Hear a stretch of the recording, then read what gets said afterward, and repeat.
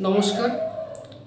আজকের থাম্বনেল দেখে তোমরা বুঝতেই পারছো যে ভিডিওর টপিকটা ঠিক কী হতে চলেছে। আজকের এই ভিডিওর টপিকটা কিন্তু খুবই গুরুত্বপূর্ণ অ্যাসপিরেন্টদের ক্ষেত্রে। কারণ একজন অ্যাসপিরেন্ট যদি বুঝতে পারে যে তার কখন সেলফ স্টাডির দরকার, কখন কোচিং ক্লাস নির্ভর পড়াশোনা দরকার, এই দুটো বিষয়ের যদি ডিফারেন্স সে বুঝতে পারে, তাহলে তার যে কোনো এক্সাম ক্লিয়ার করা কিন্তু খুবই সহজ হবে, সেটা ব্যাংকিং হোক বা অন্যান্য কম্পিটিটিভ এক্সাম হোক। তো সর্বপ্রথম আমি যে বিষয়টা বলবো, যখন কোনো একজন অ্যাসপিরেন্ট ব্যাংকিং এক্সামের জন্য প্রিপারেশান নিতে শুরু করছে, তখন কিন্তু তার কোচিং ক্লাস নির্ভর পড়াশোনাটা জরুরি। তার কিছু কারণ রয়েছে, তো আমি একে একে সেই কারণটাতে ঢুকবো এবং পরবর্তীতে ভিডিওর পরবর্তীতে আমি বলার চেষ্টা করব যে সেলফ স্টাডিটাও কেন গুরুত্বপূর্ণ এবং তার কী কী কারণ রয়েছে। তো এই ভিডিও শুরু করার আগে বলছি যে যারা চ্যানেলে নতুন তারা অবশ্যই চ্যানেলটিকে সাবস্ক্রাইব করে দিও, আর ভিডিও ভালো লাগলে একটা লাইক করো। দেখো, যখন একজন অ্যাসপিরেন্ট প্রথম পড়াশোনাটা শুরু করছে, তখন তার নিঃসন্দেহে তার কিছু গাইডেন্সের দরকার। সেই গাইডেন্সটা কিন্তু সে সেলফ স্টাডি থেকে পাবে না, তখন তাকে কোনো কোচিং ক্লাসের নির্ভরশীল হতেই হবে, সেটা সে অনলাইন হোক বা অফলাইন হোক। তখন কিন্তু তাকে সিলেবাসে কী রয়েছে, সিলেবাসে কীভাবে শুরু করবে, এই বিষয়গুলো কিন্তু যেহেতু জানার থাকে, সে কারণে তাকে একটা গাইডেন্স নিতে হয় এবং সেটা কোচিং ক্লাস থেকে কিন্তু সে পায়। সেটা অনলাইন হতে পারে, সেটা অফলাইন হতে পারে। আমি এই ভিডিওর মাধ্যমে একদমই বলতে চাইছি না যে কোচিং ক্লাসের দরকার নেই, সেলফ স্টাডির দরকার, বা সেলফ স্টাডিরও দরকার নেই, শুধু কোচিং ক্লাস নির্ভর হলেই তুমি এক্সাম ক্লিয়ার করতে পারবে, এটা কিন্তু একদমই নয়। বিভিন্ন পার্টে বিভিন্ন সময়ে দুটোরই কিন্তু সমান গুরুত্ব রয়েছে, এটা বুঝতে হয় প্রথমে। দেখো, একদম শুরুর দিকে যখন তুমি প্রিপারেশান নেওয়া শুরু করছো, তখন তোমায় যে গাইডেন্সটা দেবে সেটা কোচিং ক্লাস দেবে, কিন্তু যখন সেই গাইডেন্সটা তোমার পাওয়া হয়ে যাবে, তারপর কিন্তু ধীরে ধীরে সেলফ স্টাডির ওপর তোমায় ফোকাস করতে হবে। অর্থাৎ coaching class to self study, এই ট্রানজিশন পিরিয়ডটা তোমায় বুঝতে হবে যে কখন আমি কোচিং ক্লাস থেকে সেলফ স্টাডির দিকে বেশি ফোকাস করব। সেই কথাই কিন্তু আমি আজকে এই ভিডিওতে বলবো। দেখো, একদম প্রথম দিকে যখন তোমার সিলেবাস জানা দরকার, সিলেবাসগুলোকে কীভাবে তুমি হ্যান্ডেল করবে, এই বিষয়গুলো সম্পর্কে জানতে হলে তোমায় কোচিং ক্লাসে যেতে হবে, সেটা অনলাইন কিংবা অফলাইন। এবং এই পিরিয়ডটা যখন তোমার শেষ হয়ে গেল, অর্থাৎ তোমার সিলেবাস সম্পর্কে জানা হলো এবং সিলেবাসের প্রতিটা চ্যাপ্টার সম্পর্কে তোমার বোঝা হয়ে গেল। আমি যদি একটা উদাহরণ নিয়ে বলি, যে ধরো কোনো একটা সাবজেক্ট কোয়ান্টিটিভ অ্যাপটিটিউডের কথা আমি বলছি। কোয়ান্টিটিভ অ্যাপটিটিউড ব্যাংকিং এক্সামের প্রিলিমিনারিতে রয়েছে, মেন্সে রয়েছে। তো তোমার সেই সিলেবাস সম্পর্কে, কোয়ান্টের সিলেবাস সম্পর্কে তুমি যখন জানছো, বা সেই চ্যাপ্টারগুলোকে কীভাবে তুমি রেডি করবে, এই বিষয়টা যখন তোমার বোঝা হয়ে গেল, তারপর কিন্তু তোমায় ধীরে ধীরে সেলফ স্টাডিতে ফোকাস করতে হবে।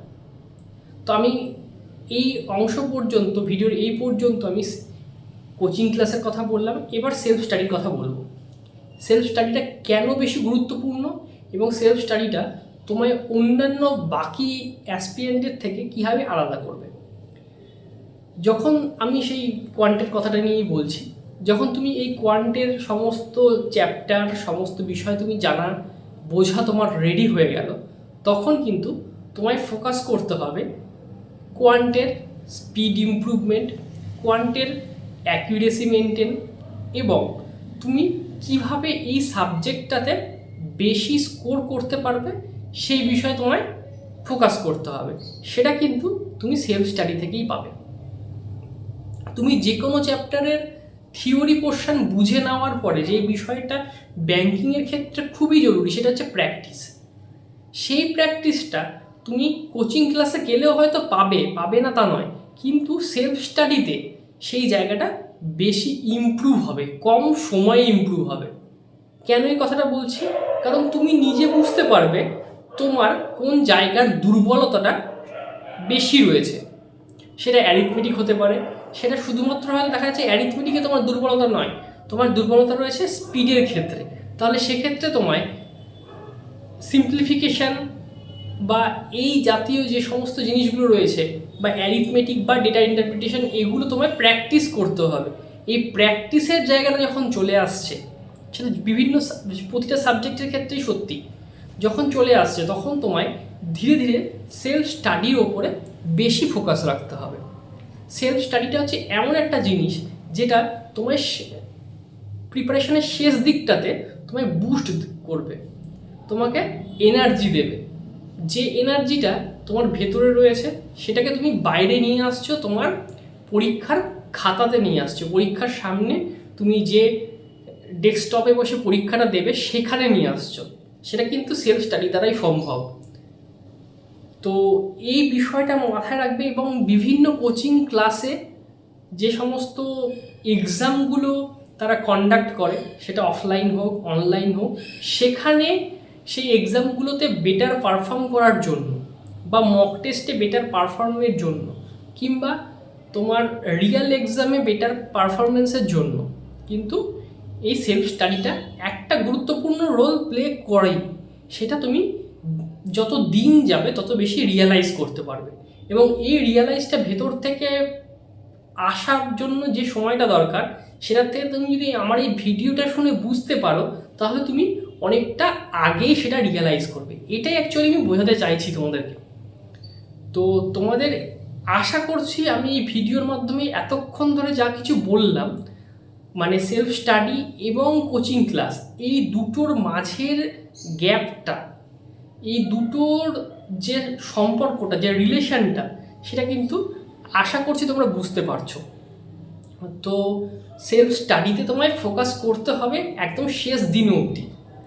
তোমার জার্নিটা শুরু হবে কোচিং ক্লাস থেকে, কিন্তু তোমার একদম সাকসেসটা পাবে সেলফ স্টাডিতে গিয়ে। তো এটাকে ফোকাস করেই সামনের দিনগুলোতে এগিয়ে চলো। আশা করব খুব তাড়াতাড়ি তোমরা তোমাদের সফলতা পারো। সামনে এসবিআই পিও এবং এসবিআই ক্লার্কের নোটিফিকেশান পরপর, তারপর আইবিপিএসের বিভিন্ন এক্সামিনেশান, সেগুলো আসতে থাকবে। তো সেগুলো নিয়ে ডিটেল ভিডিও একের পর এক আসবে। একটু ইররেগুলার হয়ে গেছি আমি নিজেও ভিডিওর ক্ষেত্রে, তো সেটাকে আমি রেগুলারিটি মেনটেন করার চেষ্টা করছি। তো দেখা যাক কী হচ্ছে। তো আজকের এই ভিডিওটা এই পর্যন্তই থাকছে। যারা চ্যানেলে নতুন তারা চ্যানেলটিকে সাবস্ক্রাইব করে দিও, আর ভিডিও ভালো লাগলে একটা লাইক করো। তো আজকে ভিডিওতে আর বেশি কিছু বলবো না, এটুকুই বলার। তো চলো, দেখা হচ্ছে নেক্সট ভিডিওতে।